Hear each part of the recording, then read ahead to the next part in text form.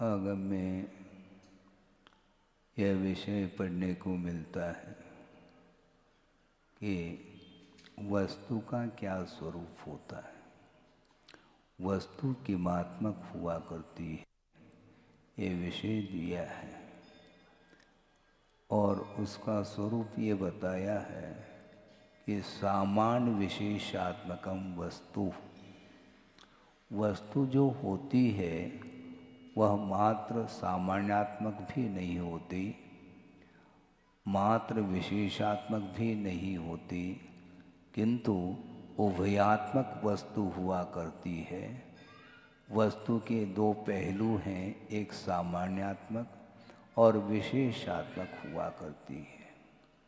और सामान्य की ओर दृष्टि जाती है तो विकल्प शांत हो जाते हैं और विशेष की ओर जब दृष्टि जाती है तो विकल्प सामने आते हैं।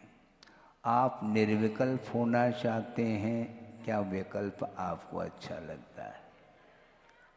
क्योंकि आप लोगों ने निवेदन किए हैं,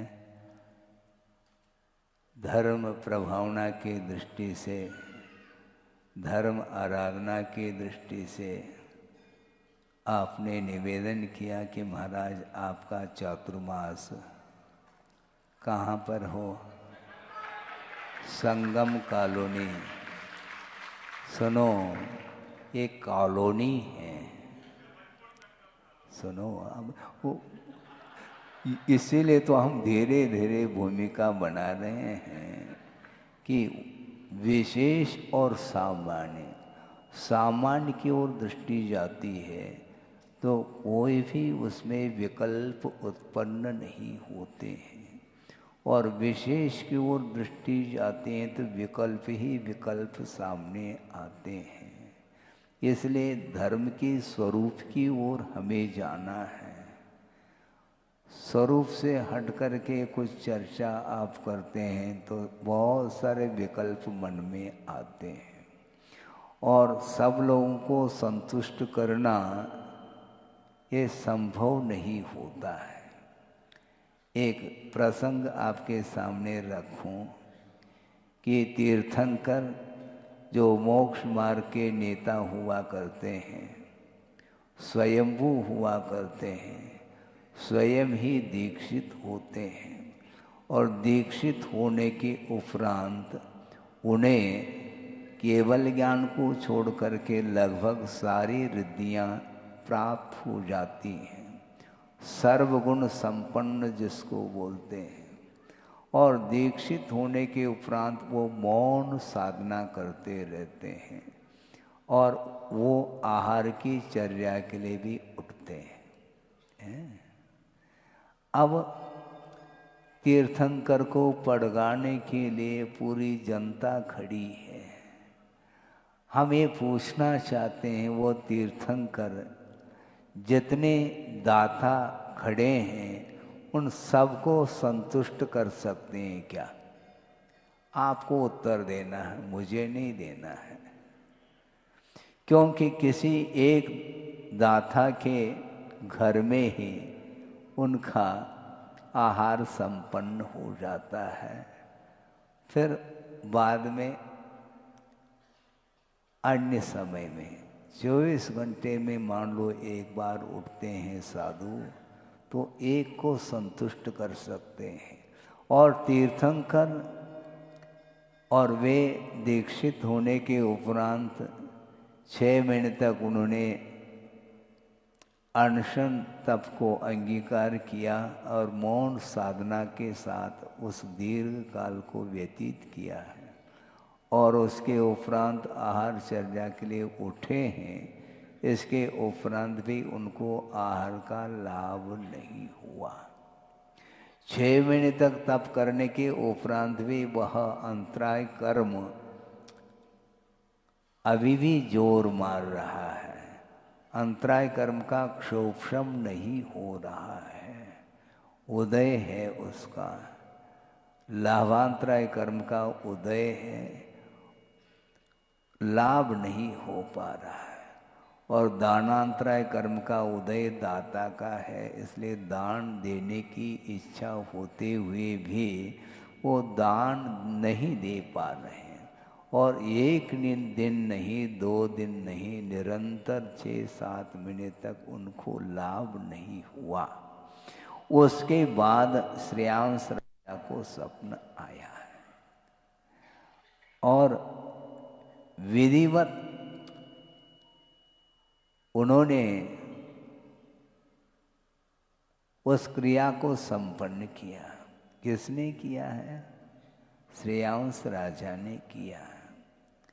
अब सोचो, विचार करो, वृषभनाथ भगवान के परिवार के लोग एक तरफ रह गए हैं, नाभिराय और मरुदेवी,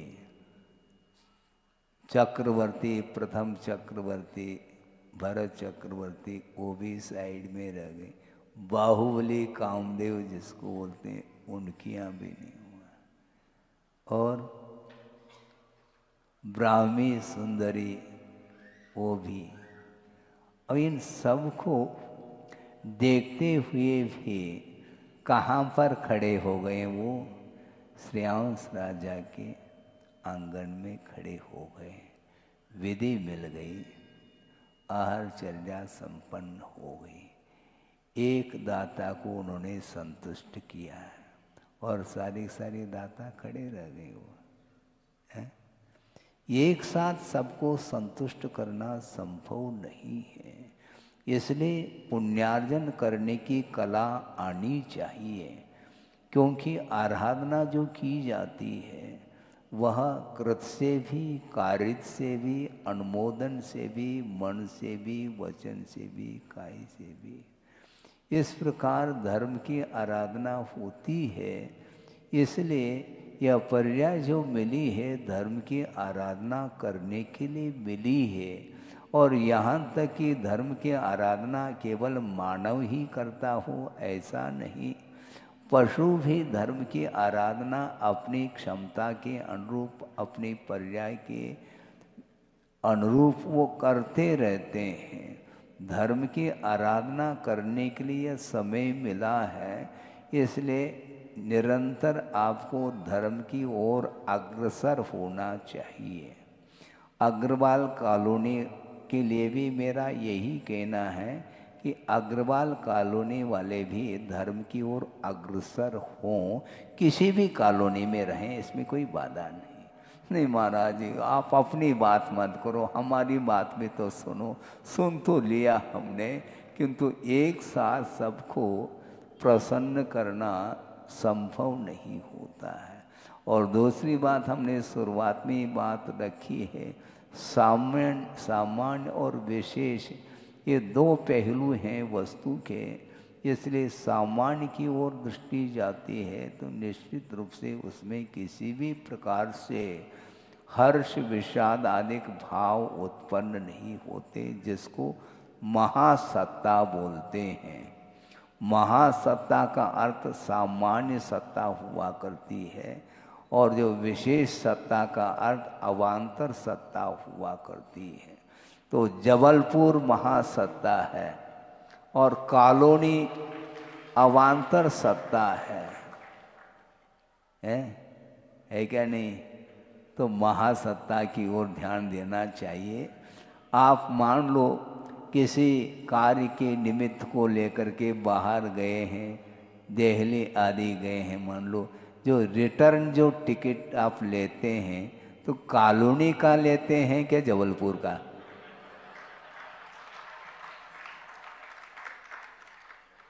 सोचो, विचार करो, वहाँ पर सारी कॉलोनी एक तरफ रह जाती है। ठीक कह रहा हूँ कि नहीं? बिल्कुल ठीक कह रहा हूँ, क्योंकि आपने निवेदन किया, निवेदन को तो हमने सुन लिया है, लेकिन सुनने के उपरांत भी महासत्ता को भूला नहीं जा सकता। कॉलोनी का कोई भी टिकट संभव ही नहीं है। और जबलपुर आने के उपरांत फिर ऑटो करते हैं आप, हाँ, कॉलोनी के लिए। कॉलोनी में ट्रेन नहीं आ सकती, ध्यान रखो, ऑटो रिक्शा के माध्यम से आप अपनी कॉलोनी में आते हैं, फिर घर तक वह पहुंचा देता है। ये सब व्यवस्था है, लेकिन धार्मिक क्षेत्र में इस व्यवस्था को क्यों भूल जाते हैं आप? आपको भूलना नहीं चाहिए, धर्म को भूलो नहीं, बाकी सारे जितने भी कार्य हैं उसको भुलाया जा सकता और भूलना चाहिए, क्योंकि आत्मा का जो स्वरूप है वह अद्भुत स्वरूप है, मात्र ज्ञाता दृष्टा, यही उसका स्वभाव है। किसका? आत्मा का स्वभाव राग द्वेष मोह क्रोध मान माया इत्यादि जो कालुष्य परिणाम हैं, ये आत्मा के स्वभाव नहीं है। हाँ, पक्की बात है। क्रोध करना, लोभ करना, मोह आदि परिणाम करना आत्मा का स्वभाव नहीं है। और दूसरी बात यह है, कॉलोनी में मान लो निवेदन किया और कॉलोनी में आ गए, आने के उपरांत महाराज हमारे तय, ये चालू हो जाता, हमारे घर है, ये घर, फिर कॉलोनी के बाद घर, ये सब चलता ही रहता है। मान लो घर में भी गए, महाराज ये तो बड़े भैया का घर है, छोटे भैया का उधर है। तो इस प्रकार सब अपनी अपनी पूर्ति करने के लिए, भावना अच्छी है किंतु सबकी पूर्ति करना संभव नहीं है।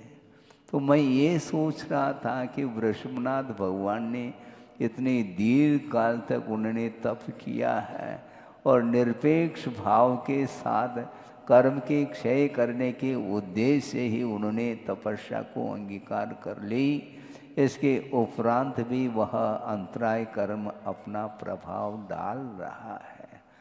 क्यों डाल रहा है? क्योंकि कर्म का बंद स्वयं ने किया है ना। स्वयं बंद कर लें और उसका भोक्ता कोई दूसरा हो, ऐसा नहीं होता। कर्म का जो कर्ता होता है वही उसके फल का भोक्ता भी वही होता है। इसलिए स्वयं कर्म को काटने के लिए वो निरंतर साधना करते चले गए, तब कहीं जा कर के वह कर्म जो उदय में बार बार आकर के व्यवधान उपस्थित कर रहा था, फिर बाद में क्षोभशम हो जाता है। और क्षोभशम होने के उपरांत भी वह क्षोभशम ही माना जाता है, क्षय नहीं माना जाता है। हाँ? अंतराय कर्म का क्षोभशम हो गया, वीर्यांतराय कर्म का क्षोभशम हो गया, तो थोड़ा सा बल मिल जाता है, शक्ति मिल जाती है। फिर बाद में पुनः उदय आ गया तो पुनः वापस वह बलहीन हो जाता है। इसलिए अंतराय कर्म का जब क्षय हो जाता है तो अनंत वीर प्रकट होता है उन्हें, और अनंत वीर जो प्रकट होता है उसके पूर्व में मोहनी कर्म का क्षय करना होता है। जब तक मोहनी कर्म का उदय रहेगा तब तक जो कुछ भी बल मिलता है वह सीमित मात्रा को लेकर के मिलता है। एक उदाहरण पढ़ने को मिलता है, श्रीपाल चरित्र को आपने पढ़ा होगा। उनके पास बल कितना था? सुनो, इधर सुनिए, श्रीपाल चरित्र को पढ़ो। उनके पास 1 करोड़ व्यक्ति को परास्त करने की क्षमता उनके अंदर थी। इसके उपरांत भी आचार्य कहते हैं तुम दूसरे को परास्त कर सकते हो शारीरिक बल के माध्यम से, किंतु कर्म को परास्त करने के लिए आपके पास बहुत बल की आवश्यकता है। वो कौन सा बल चाहिए?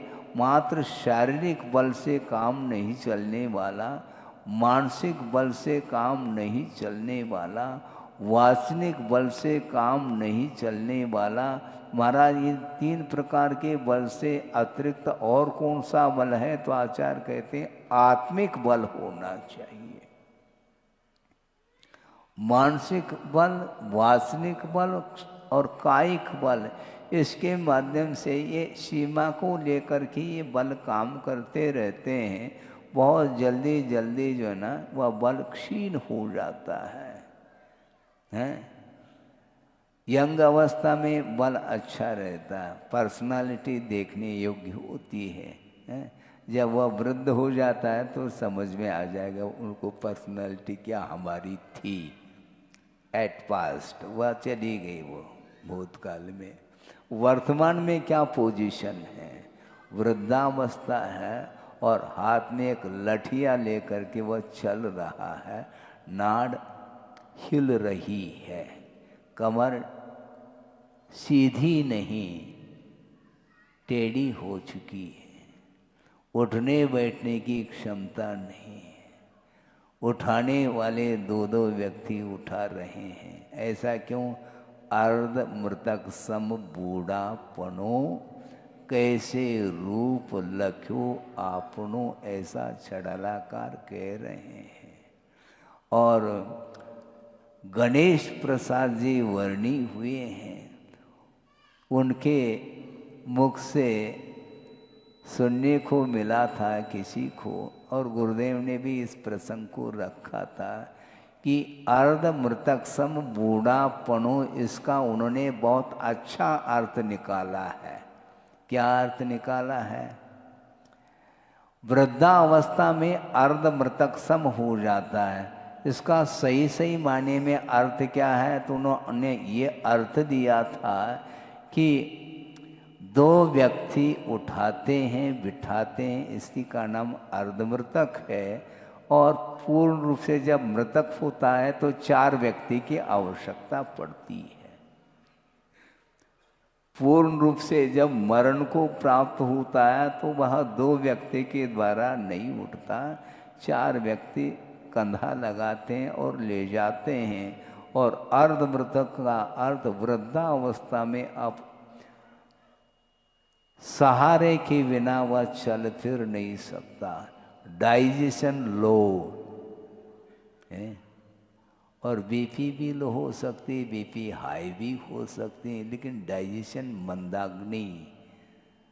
अब कुछ भी ले किंतु वह पचने वाला नहीं, वह बचता है, पचता नहीं। अब इच्छा तो उसकी होती है, आशा तो बनी है, किंतु शरीर क्षीण हो रहा है और सारे सारे जो बॉडी के जो पार्ट हैं वे सब जवाब दे रहे हैं, अब पचाने की क्षमता रही नहीं।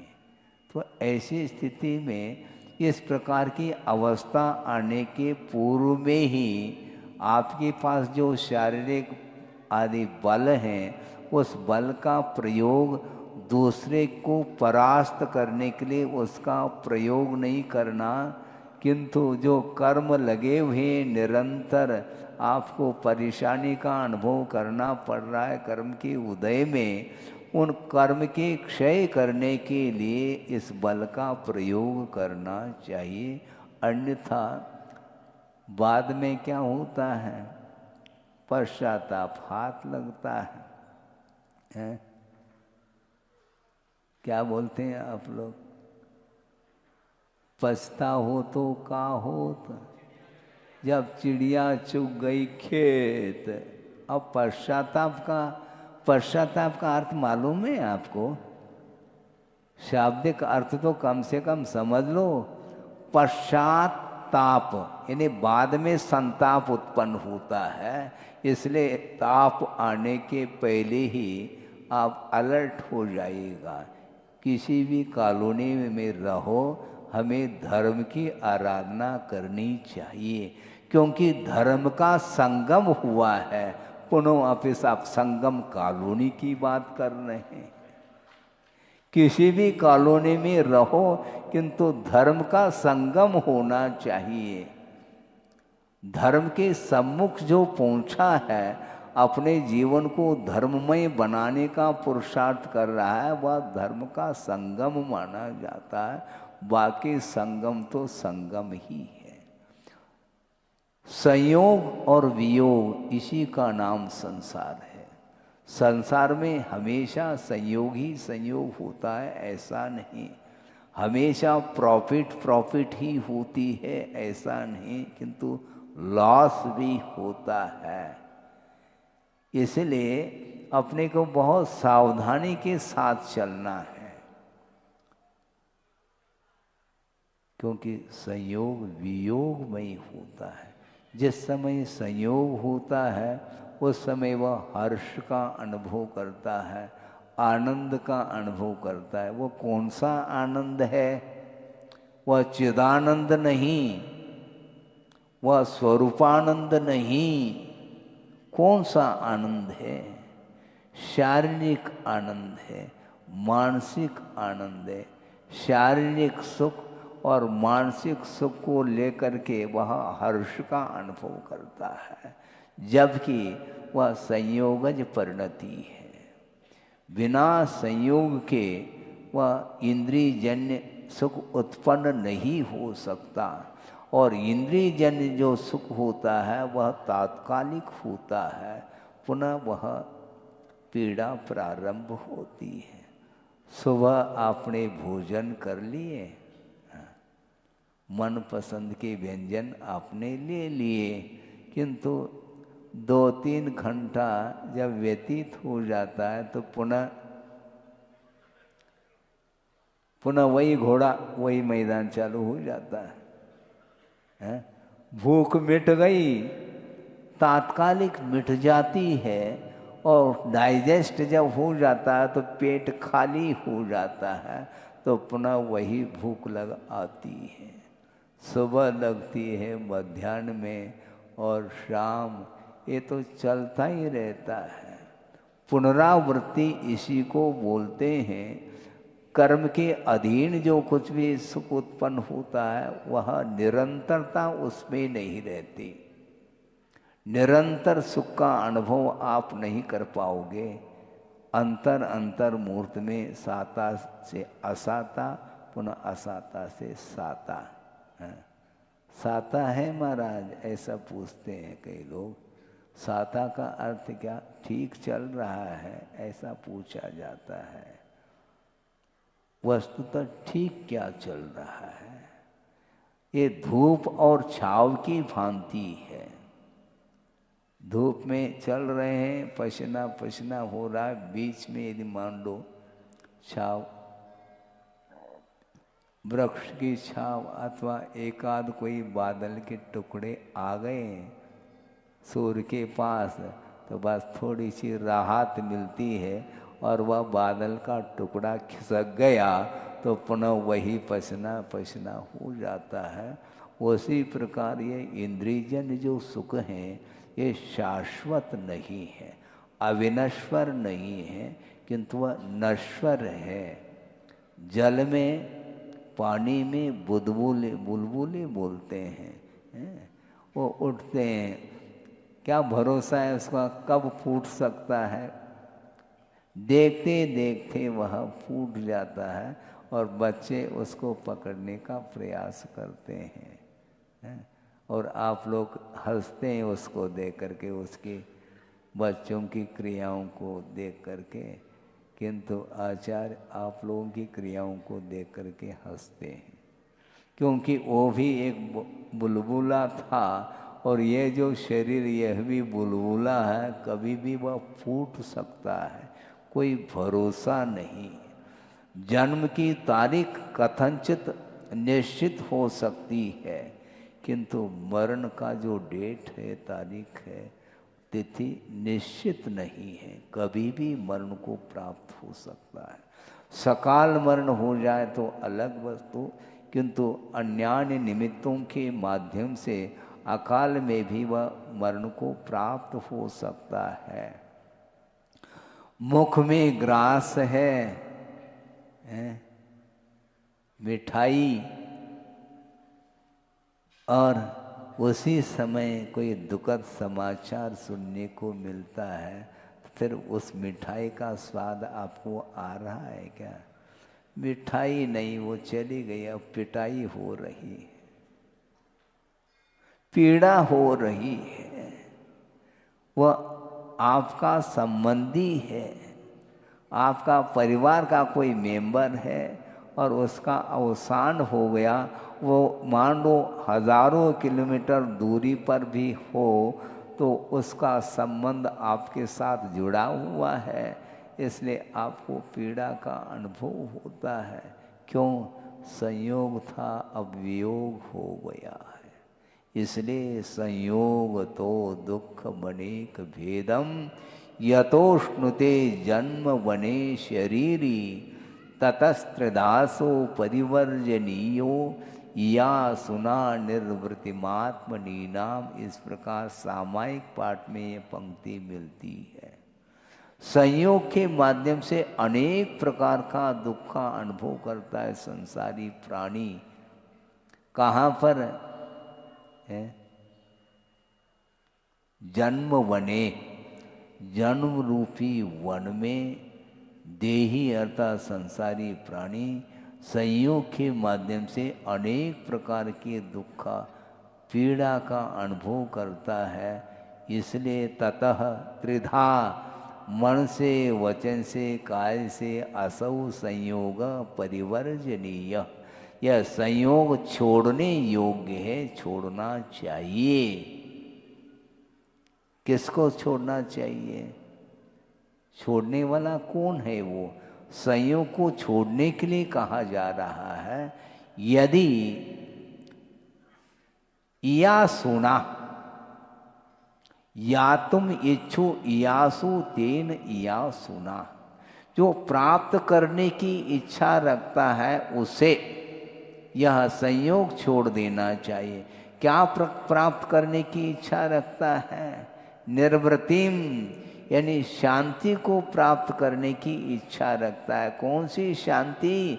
शारीरिक मानसिक नहीं, बौद्धिक नहीं, किंतु आत्मनीनाम निर्वृतिम या सुना। आत्मिक शांति को, सुख को प्राप्त करने की इच्छा जिसके अंदर है, उत्कंठा जिसके अंदर है, उसको मन वचन काय से इस संयोग को छोड़ देना चाहिए, ऐसा कहा। आप शांति चाहते हैं? महाराज आप पूछ रहे हैं, इसलिए हमें अब सोच करके बताना पड़ेगा, नहीं तो बात पकड़ में आएगी। आप शांति चाहते हैं क्या? नहीं चाहते हैं ना? आत्मिक शांति बिल्कुल ठीक है, लेकिन आत्मिक जो शांति मिलेगी वह कब मिलेगी? छोड़ना पड़ेगा। किसको? संयोग अर्थात संगम को छोड़ना पड़ेगा। संगम अर्थात धर्म का संगम नहीं, संगम कॉलोनी को जब तक नहीं भूलोगे, भूलना पड़ेगा, उसके बिना वह आत्मिक शांति आपको मिल नहीं सकती। किसी भी कॉलोनी का क्यों न हो, कॉलोनी तो कॉलोनी है, किंतु जबलपुर तो महासत्ता मानी जाती। स्वभाव की ओर जब जिस समय दृष्टि जाती है, अन्यान्य विकल्प बिल्कुल शांत हो जाते हैं। मैं मनुष्य हूं, एक विकल्प। मैं अमीर हूं, दूसरा विकल्प। मैं गरीब हूं, ये तीसरा विकल्प। मैं स्त्री हूं, एक विकल्प। मैं सुखी हूं, एक विकल्प। मैं दुखी हूं, एक विकल्प। वह तिर्यंश है, एक विकल्प। वह नारकी है, एक विकल्प। वह देव है। ये सारे सारे विकल्प में ये विकल्प जाल माना जाता है। और आप लोग बोलते हैं, क्या बोलते हैं भजन में?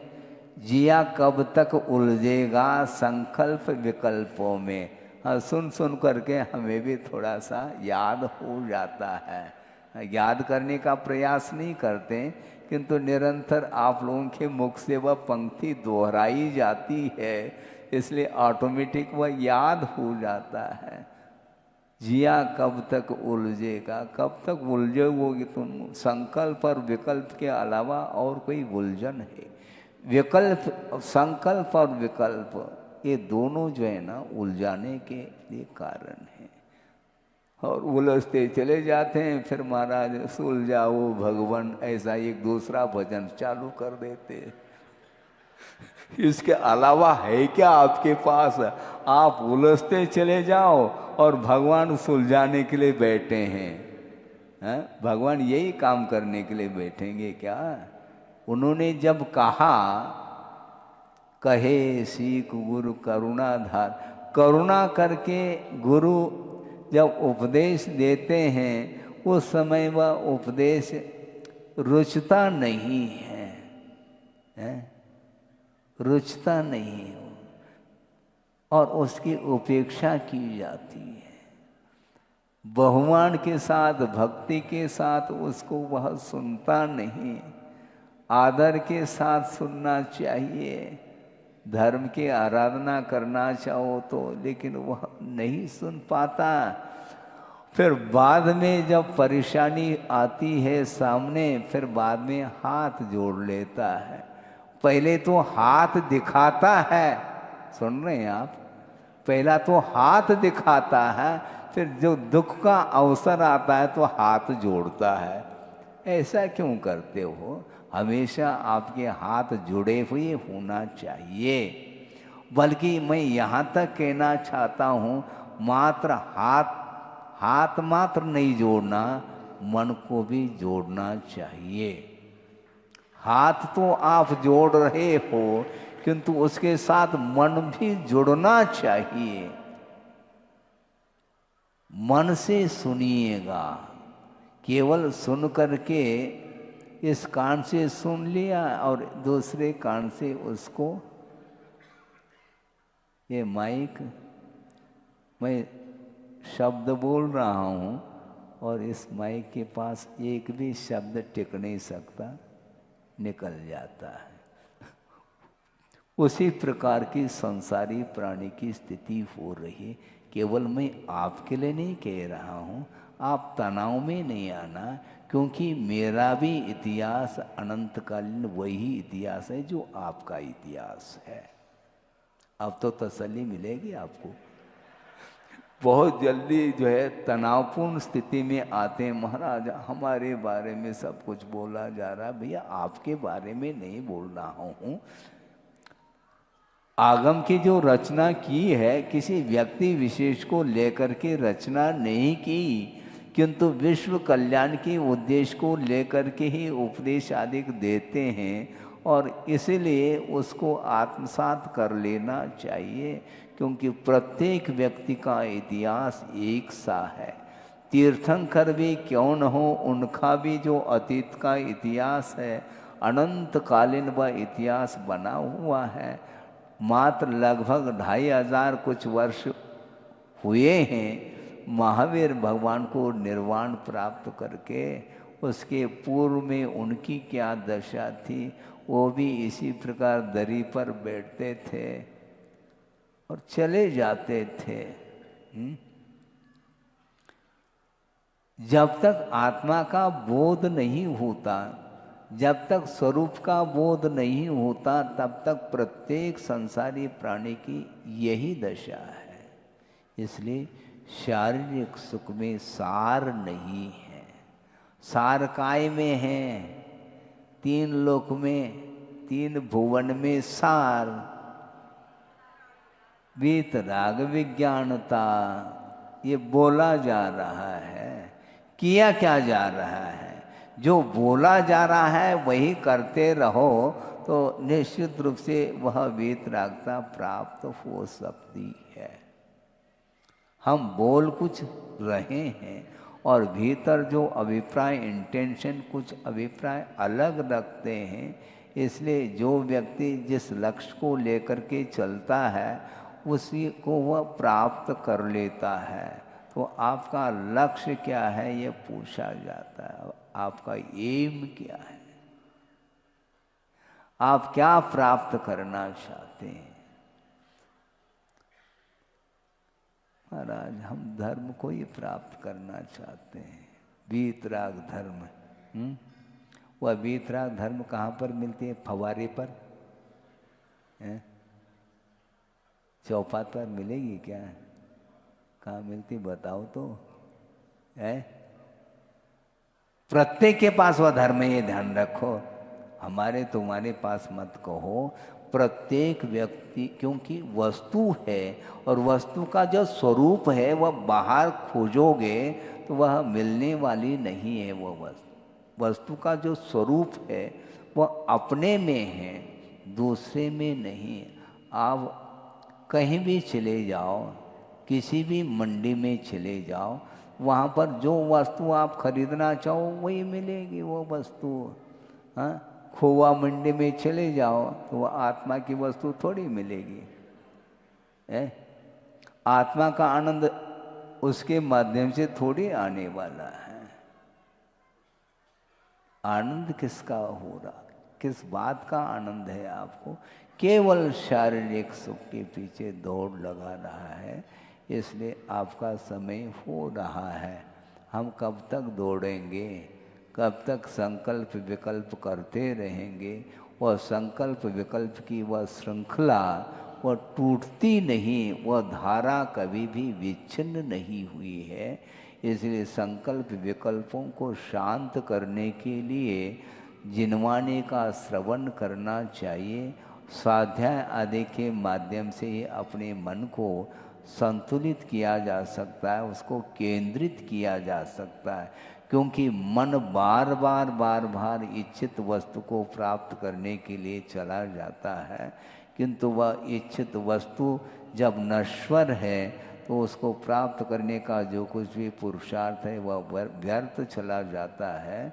इसलिए किस वस्तु को प्राप्त करना है, पराई वस्तु को प्राप्त नहीं करना, कम से कम इसको धारणा का विषय बना लेना चाहिए।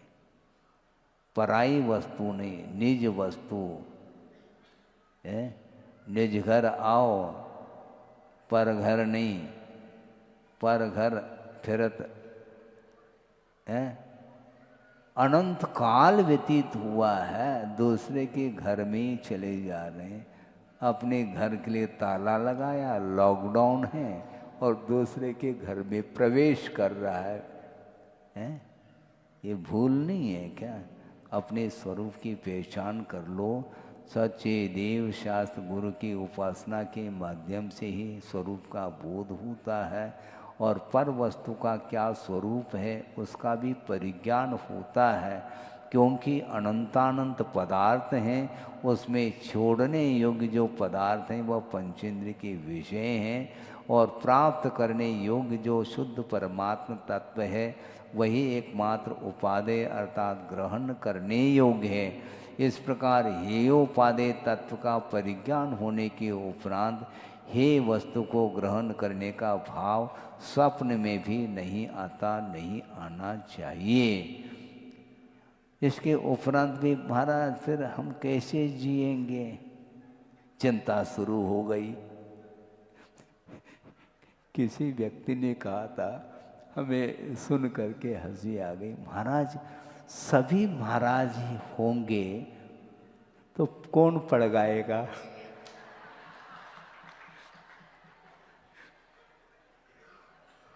अरे भैया तुम क्यों चिंता करते हो? हैं?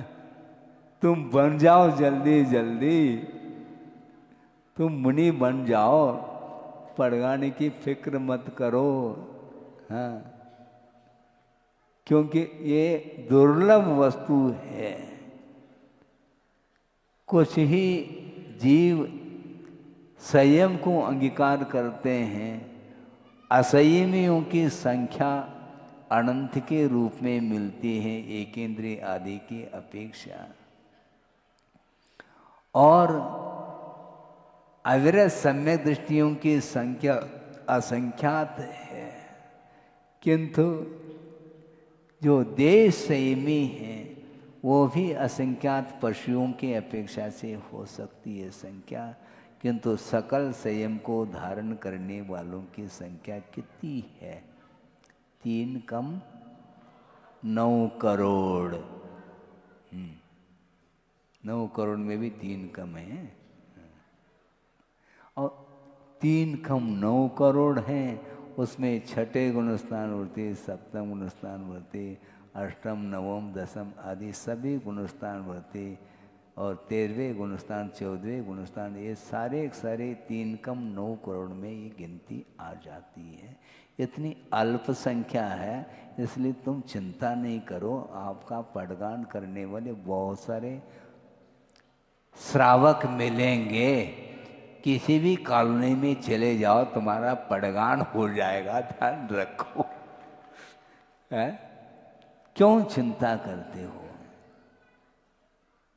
चिंता करने से काम नहीं चलेगा। निश्चिंत हो करके धर्म की आराधना करो।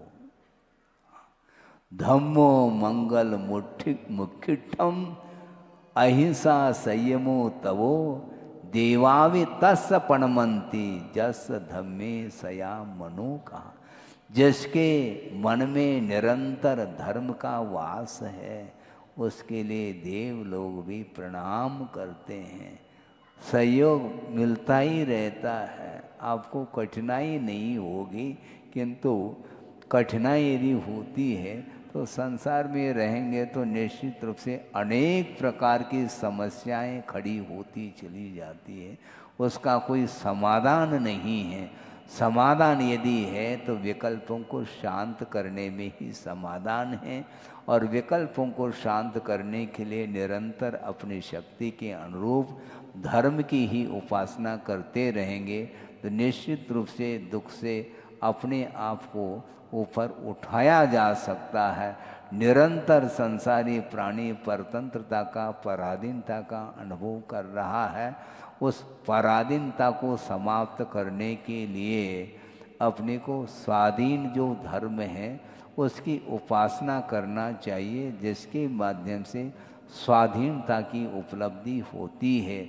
और स्वाधीन जो सुख होता है वह सीमा को लेकर के नहीं होता, वह असीम अनंतात्मक वह सुख शांति मानी जाती है।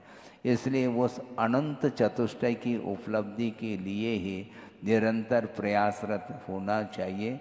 उसके माध्यम से वह शांति, आत्मिक शांति मिल सकती है। मिले इस पवित्र भावना के साथ अहिंसा परमो धर्म की जय। बोधि समाधि परिणाम शुद्धि स्वात्मोपलब्धि शिव सौख सिद्धि। चिंता मनिम चिंतित वस्तुदाने त्वां वंद मानस्य ममास्तुदे। परम पूजाचार्य गुरुवर श्री विद्यासागर जी महाराज की जय।